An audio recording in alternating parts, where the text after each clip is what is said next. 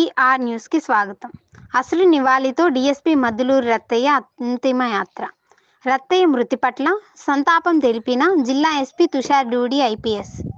DSP Rattaiah కుటుంబానికి అండగా ఉంటాము. జిల్లా ఎస్పీ రత్తయ్య పార్థివ దేహానికి పూలమాల వేసి కుటుంబ సభ్యులకు ప్రగాఢ సానుభూతి తెలిపిన చీరాల డీఎస్పీ మోయిన్, ఇతర పోలీస్ అధికారులు.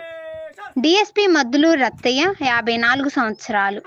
మృతి పట్ల జిల్లా ఎస్పీ తుషార్ డూడి ఐపీఎస్ సంతాపం తెలిపారు.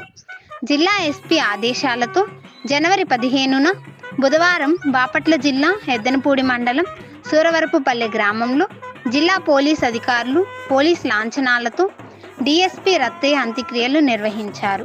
చీరాల డీఎస్పీ మోయిన్, ఇతర జిల్లా పోలీస్ అధికారులు రత్తయ్య పార్థివ దేహానికి పూలమాల వేసి ప్రగాఢ సంతాపం తెలిపారు. అసలు నివాళితో రత్తయ్య పార్థివ దేహం ఉన్న శవపేటికను భుజాలపై ఎత్తుకొని చీరాల డీఎస్పీ అంతిమయాత్రలో పాల్గొన్నారు.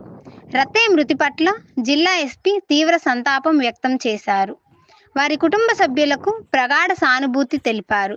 సమర్థవంతంగా విధులు నిర్వహించే పోలీస్ సిబ్బంది అనారోగ్యంతో మృతి చెందడం చాలా బాధాకరమన్నారు. వారి కుటుంబానికి ఎల్లప్పుడూ అండగా ఉంటామని భరోసా ఇచ్చారు.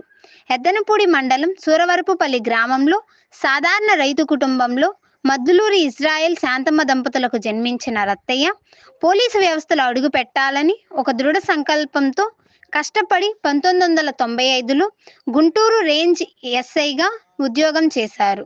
నెల్లూరు జిల్లా వాకాడ పోలీస్ స్టేషన్లో మొదట పోస్టింగ్ విధులు నిర్వహించారు.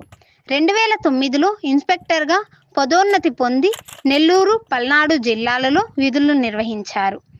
2024లో సెప్టెంబర్లో డీఎస్పీగా పదోన్నతి పొంది ప్రస్తుతం మంగళగిరి డీజీపీ కార్యాలయంలో విధులు నిర్వహిస్తున్నారు.